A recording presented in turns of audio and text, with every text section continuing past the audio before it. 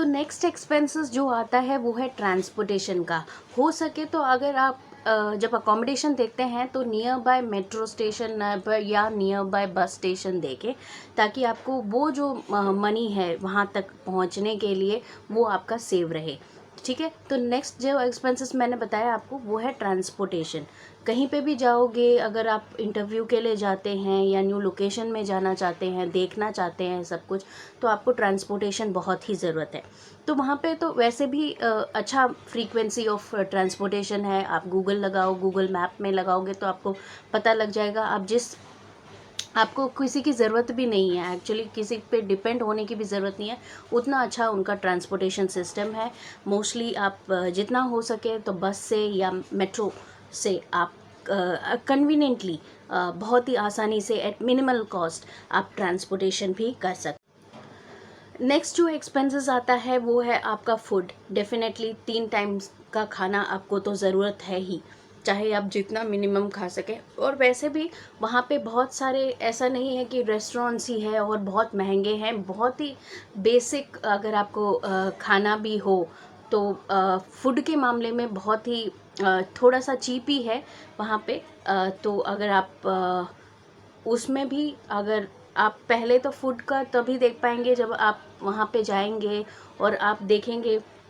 आप उससे पहले आप ये सोचें कि आपकी सैलरी कितनी होनी चाहिए। ठीक है, सैलरी यहाँ वहाँ पे जो है अराउंड 2500 दिरम, दैट इज़ 2500 दिरम से 3000 होता है एक बेसिक सैलरी। जो बेसिक इनकम जो मिलती है ना, तो वो इतना ही होता है, 2500 से 3000 के बीच। उसके ऊपर जाए तो it's very good for you. So आप ये कैलकुलेट कीजिए। ये सब मैं बता इसीलिए रही हूँ तो आपको एक आइडिया मिले। आप ये मत सोचिए कि मैं पहले से ही 5000 सैलरी पे जाऊँगा या जाऊँगी, तो पहले से ही वो मत रखिए। जितना भी आपको बेसिक तो आपको इतना चाहिए ही, क्योंकि आपको मंथली सरवाइव करना है और फूड चाहिए, आपको अकोमोडेशन का रेंट देना ही देना है, ट्रांसपोर्टेशन देना ही देना है। सो ऐसे चीज़ें हैं जो आप बिल्कुल नहीं रख सकते। तो सैलरी इस प्रकार हो, इतना ही बेसिक मिनिमम होता है। 2500 से 3000 तक तो मिनिमम मिलता ही है, but rest depend on your communication skill. Communication skills से जहाँ तक बात होती है, मैं इसमें ऐड ऑन करती हूँ कि आप जाने से पहले हो सके तो आप रीजनल लैंग्वेज में बहुत ही शार्प होंगे या क्विक होंगे, बट आपकी इंग्लिश कैसी है? इन इंग्लिश तो यूनिवर्सल लैंग्वेज है, इट्स ठीक है। तो इंग्लिश आपको जो है वो बहुत ही मैं नहीं कह रही हार्डकोर इंग्लिश चाहिए वहाँ पे। बेसिक इंग्लिश जो है आपका, मैंने वहाँ पे काफ़ी बार देखा है जो इंटरव्यूज़ के लिए आते हैं तो उनको बेसिक इंग्लिश बोलना तक नहीं आता, वो ऐसे ही जस्ट एक वर्ड जोड़ जोड़ के बोलते हैं। तो अगर आपका इंग्लिश वीक है तो प्लीज़ आप वहाँ जाने से पहले अपने इंग्लिश को स्ट्रॉन्ग कीजिए। ज़रूरी नहीं आप कोई क्रैश कोर्स करें या वो करें, आप न्यूज़ चैनल देखें, आप इंग्लिश न्यूज़पेपर पढ़ते रहें, अकेले में ही 1-2 घंटा हो सके इंग्लिश में कन्वर्सेशन करें। ऑटोमेटिकली आपको कुछ दिन में ही आपको पता लगेगा। दूसरों से बात करेंगे तो इंग्लिश में बात कीजिए, कोई दिखाने के लिए नहीं बोल रहे, आपको अपना जो है इम्प्रूव करना है, राइट? सो ऐसे कीजिएगा। तो ये भी एक एड ऑन पॉइंट मैं इंक्लूड कर। तो आप सोचोगे मैंने जॉब के साइट्स के तो नाम लिखे नहीं हैं। डेफिनेटली मैं आपको जॉब के साइट्स दूंगी, जो मेरे को पता है मैं आपको डेफिनेटली शेयर करूंगी। डिस्क्रिप्शन बॉक्स में आप जाके उसको चेक कर सकते हैं अच्छी तरह से। पहले से ही आप अगर डालना शुरू करेंगे तो आपको पता है आपने पहले से ही अपने फ्रेंड से या रिलेटिव से अपने सिम ऑलरेडी मंगवा लिया है, तो आपको पता लग जाएगा। जैसे ही आप अप्लाई करेंगे आपको एक ओवरऑल आउटलुक मिल जाएगा कि कैसे होता है, उधर के प्रोसीजर्स कैसे होते हैं। और सेकंड थिंग, एक और चीज़ इसमें एक चीज़ स्ट्राइक हुई मेरे माइंड में, तो मैं बताना चाहती हूँ कि आप जब वहाँ पे नौकरी देखने जाएं तो ईद टाइम में, रमज़ान टाइम में या टाइम में मत देखें, क्योंकि वहाँ पे हायरिंग बहुत ही कम होती है, तो वहाँ पे चांसेस आपके कम होंगे। तो ऐसे टाइम में जाएं जहाँ पे ये फेस्टिवल वहाँ पे ना हो, ठीक है, हॉलीडे ना हो। ऐसे ऑफ सीजन्स में जाएं। जब मैं गई थी, आई रिमेंबर मैं वहाँ पे सितंबर में गई थी, तो बहुत ही पीक टाइम था वहाँ पे। इट डिपेंड्स, सबके अलग अलग प्रोफाइल्स होते हैं, जॉब प्रोफाइल के लिए होते हैं।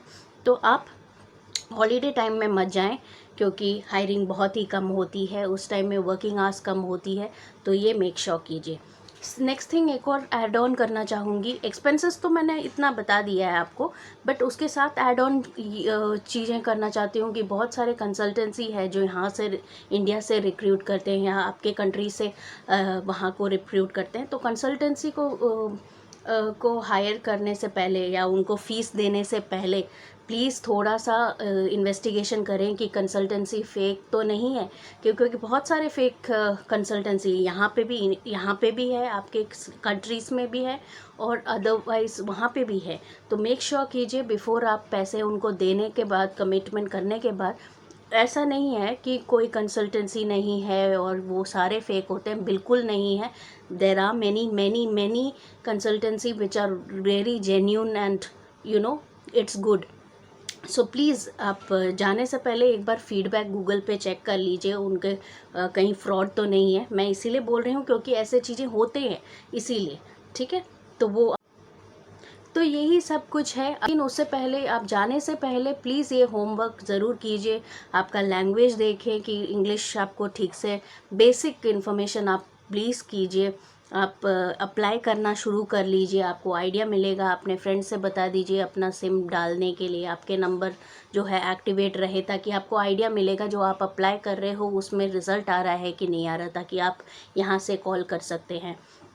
ठीक है, आपको सीवीज पूरा कलेक्ट करके जाने की ज़रूरत नहीं है वहाँ पे भी निकल सकता है। हाँ, थोड़ा सा एक्सपेंसिव है वहाँ पे प्रिंट आउट्स वगैरह, but it's okay, one time के लिए है तो इट्स ओके।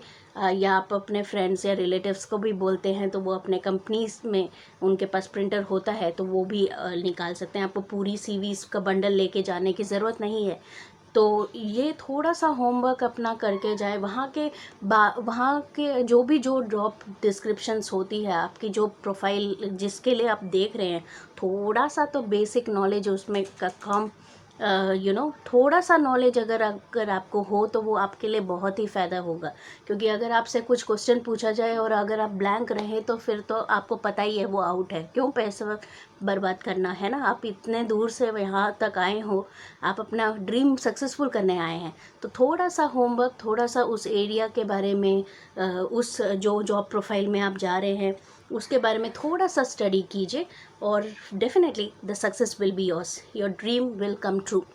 ठीक है, तो इतना सारा चीज़ें हैं जो मैंने बताया है। अगर कुछ याद आता है तो मैं डिस्क्रिप्शन में या कमेंट में डेफिनेटली डाल दूँगी या नेक्स्ट सीरीज़ बना दूँगी। सो इतना ही है। Thank you all for watching. Hope आपको वीडियो अच्छा लगा होगा। Until we meet next, bye bye.